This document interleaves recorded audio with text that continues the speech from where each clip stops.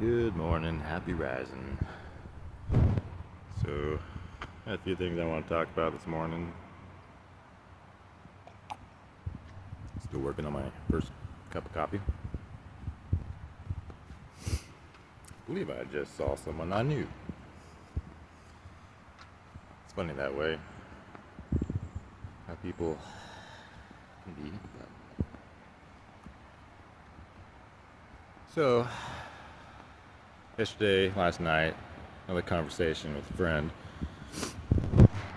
who essentially been living off of crypto. Like,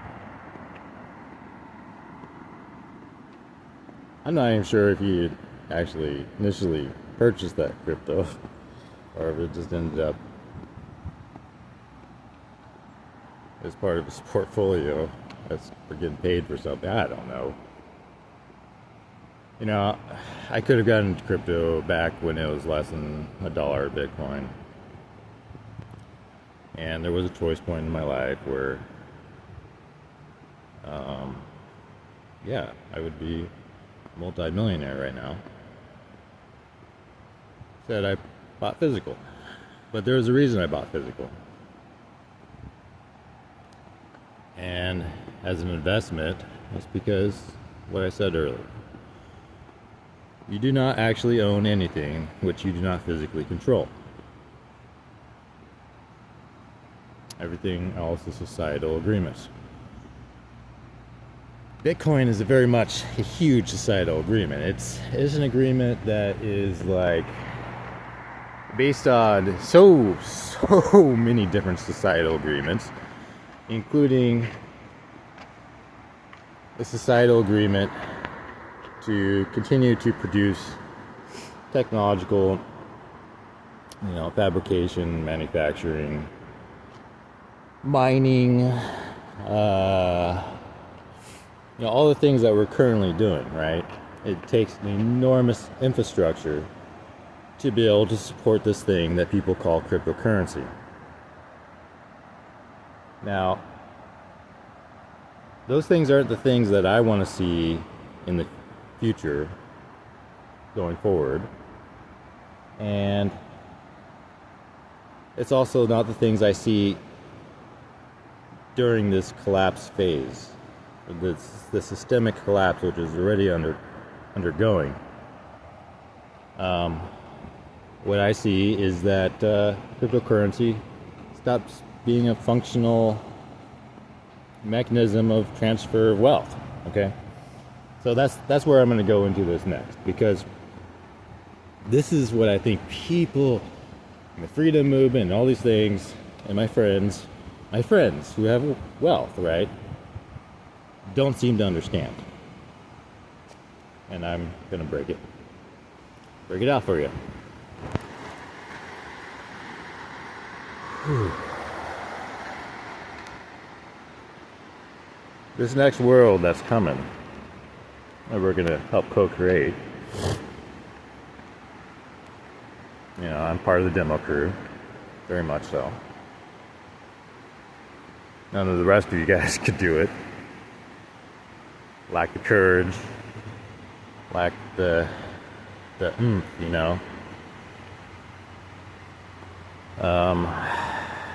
But this world that we're going into, we're going to be co-creating.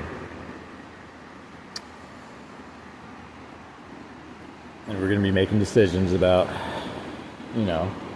decisions out of just necessities, right? But we're leaving this old world behind. And so many of you have this mentality that thinks that because you have wealth in this world, you get to transfer that wealth into the next world. That's incorrect.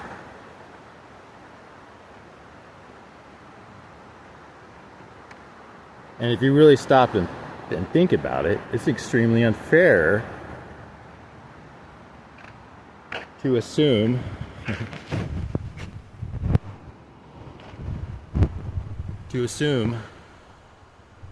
that you get to ride out on the wealth that you created through your various niches. Most of you did not actually slave away to really, really acquire that wealth, because if you had been slaving away, you wouldn't have acquired much wealth. Okay? You found niches, you know, you were maybe a little bit more free loving, etc. And you think you own things. It's a presumption, though. It's a total presumption. And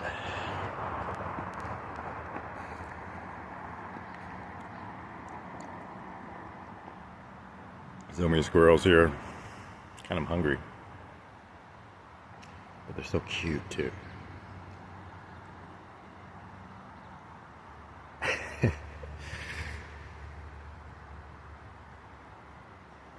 We're going to the next world, and just like the original Moses story that most of us know at least somewhat, we're leaving this world behind. We're leaving the things of this world that made us insane. We're leaving that stuff behind. And fiat, yes. I mean, obviously, pieces of paper. I mean, come on. Slave system. Print more. But crypto's the same Ponzi scheme that it always was. And it requires electricity and the internet. Even if you have ways to not use the internet, it still requires a lot of electricity. And a bunch of other things. Specialized hardware that doesn't really exist and isn't going to exist because we are going through a mad transitional phase. So, your assumption that you can write out on your crypto is really flawed. It won't be useful during the collapse because you can't eat it. You can't trade with it. Not really. What are you going to do? Buy a piece of property? Why do you need to buy property anymore? Those are just pieces of paper. No one owns them. No one owns this planet. It's all stolen. It's stolen through this brainwashing that people can actually own land. I mean, it's insane, but that's the story that you guys all were fed and now believe. You never really, ever questioned it. We are only stewards of this planet, of this earth. And that's all we'll ever be. And we're stewards of all life. And those of you that cannot understand that are going the way of the dodo.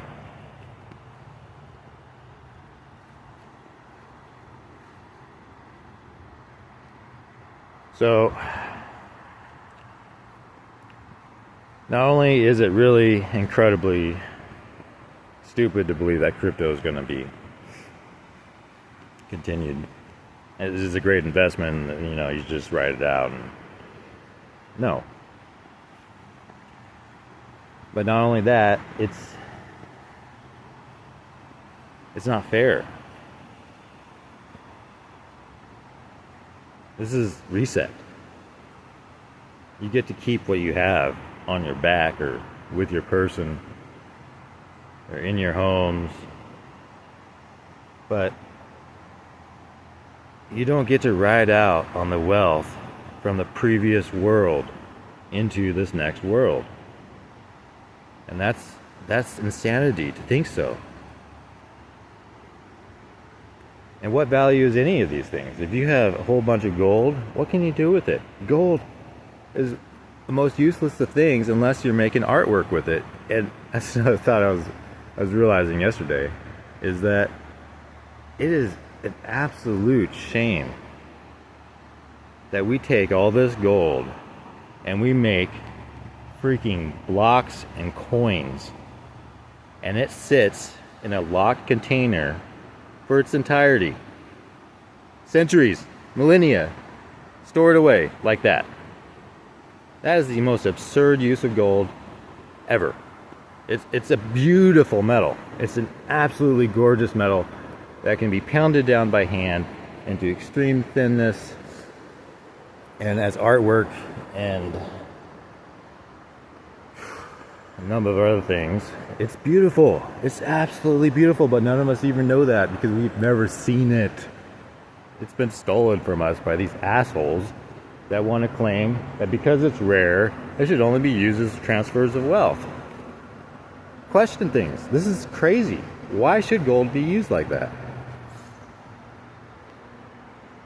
That's not the way I would envision using this precious and rare metal in the way forward. You know, in previous societies, they did understand that. That's why they created temples and they out of gold and all these other things, because they realized how beautiful it is.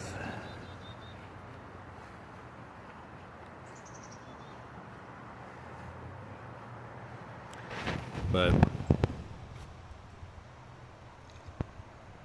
most of you still have this flawed concept that you can store it away and that you later on are going to be able to reclaim that wealth and eat from it. But gold doesn't really do anything for you.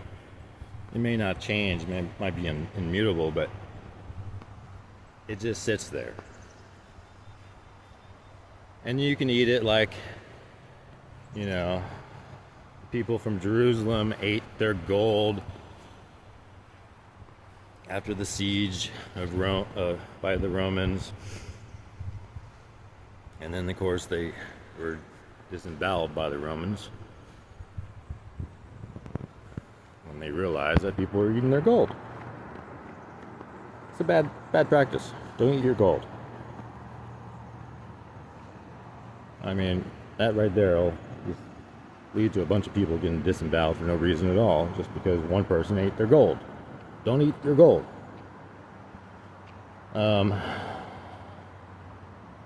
Okay, let's transition off to current events.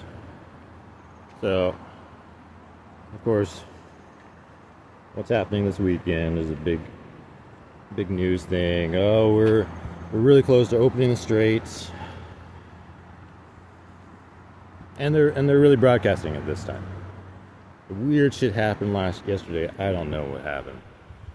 I mean, another gunman at the White House. Some weird shit. Hypersonic missiles from Russia. I mean, some weird stuff going on. And it's not all adding up. But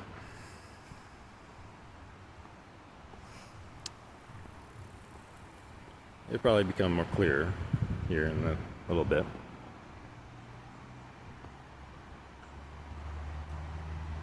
So, if you understand the prophecies, and it's not just the prophecies of John, because they're all correlated. They all influence. If you see prophetic work as a form of magical influence or something, however you want to try to analyze it, you don't. It's a lot, okay, but different prophecies interacting or talking of the same period of time, whatever. When they're crying peace and security, that's when it happens. Sudden destruction, right? Now, some people are going to say that happened in Jerusalem.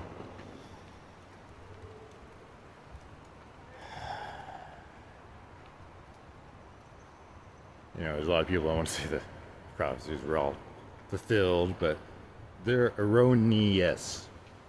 Because here's the thing about prophecy. Prophecy always, in every instance, relates to individuals. There has never been a set of prophecies that did not relate to individuals. Specific individuals.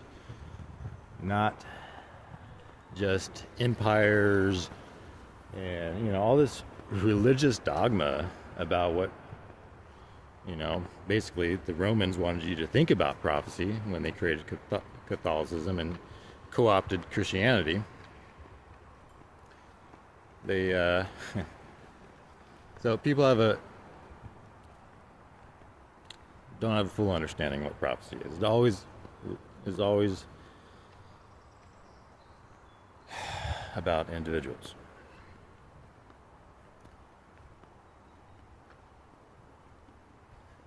And since I know without any reasonable, since I know that this shit's going on, that we are deep into it, and I've been deep into it, and the way that, of course, it all adds up to my own personal studies throughout my life, such as the oil infrastructure,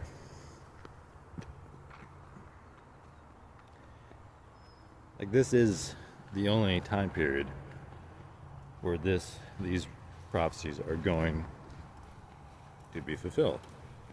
And we're in it. There is not going to be another time period. If you understand the way the world is going, in 20 more years, just the warped, corruption from AI and the smart. We saw what smartphones did to children. We saw what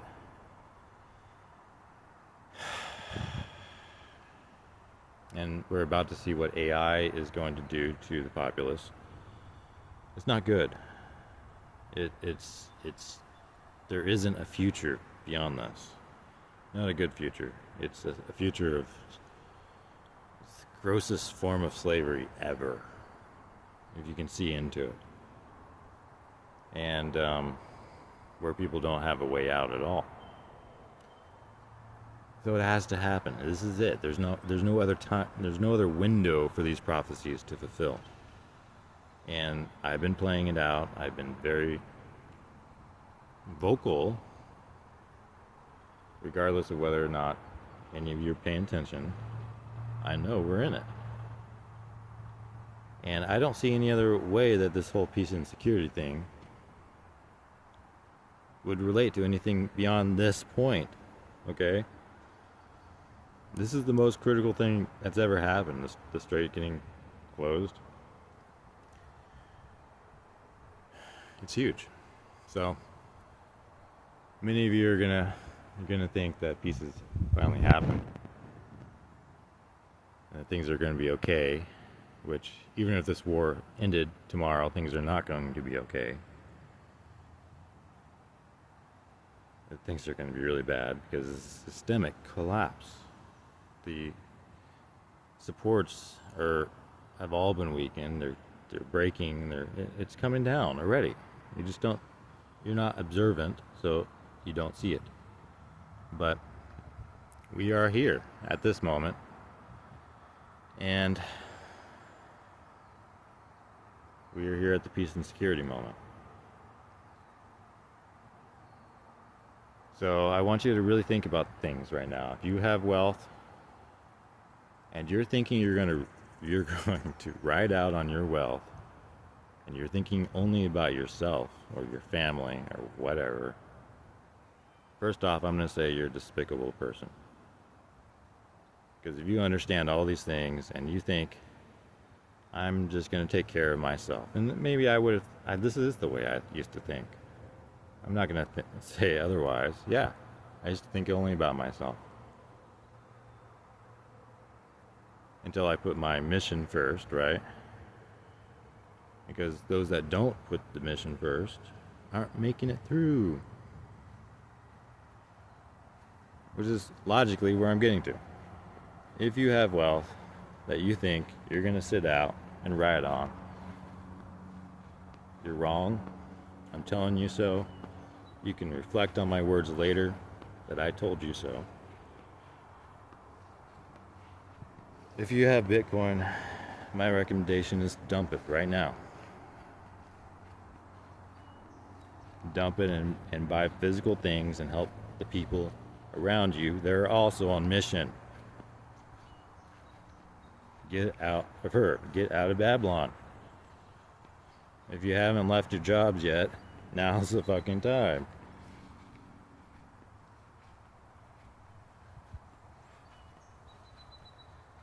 At a certain point, you won't have any more jobs anyways. It's better to beat the rush. Always is. And it's a damn cash market right now. You have cash in hand, you can buy shit up all over the place.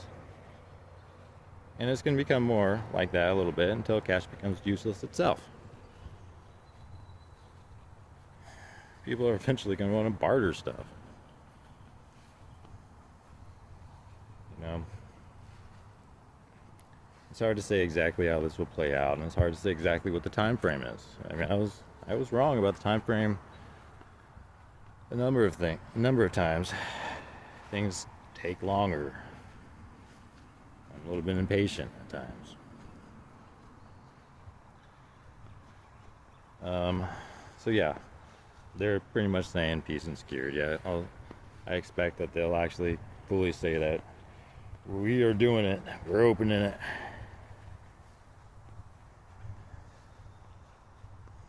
And it's Memorial Weekend, so again, there's some little, yeah.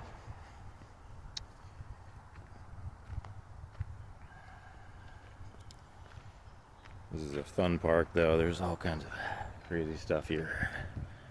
Concrete sculptures are great for parkour. I've been trying to get back in shape again after this long winter of not really doing much. And, you know, doing the things I enjoy doing, which at 44 years old, let me tell you, I still have it, man. There are a few there in my league with some of the things I can do. I'm like, I don't know, I'm like a ram, really.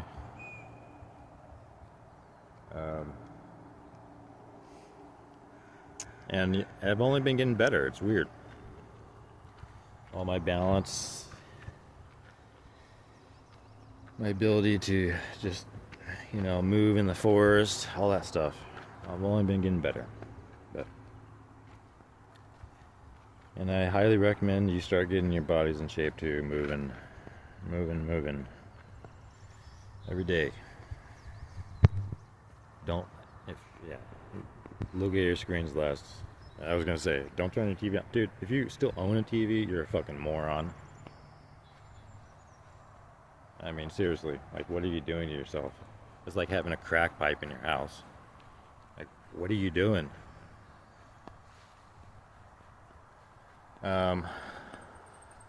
Stay active, keep going.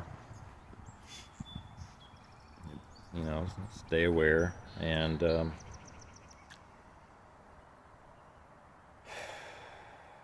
Babylon's coming down, whether you like it or not. You're either part of the few remnant that are gonna make it through this and get to lead for the 1,000 years, or you're not. And I realize there's a lot of different prophetic sources leading to this exact moment. In fact, if you really dig into some of the conspiracies about like black mirrors and which isn't conspiracy because it's a form of scrying, and I know as a fact that yes, people scry.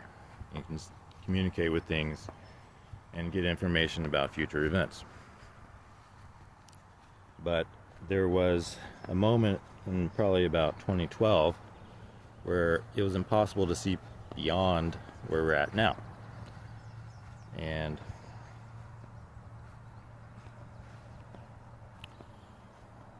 it could be thought of as either it was an open-ended question,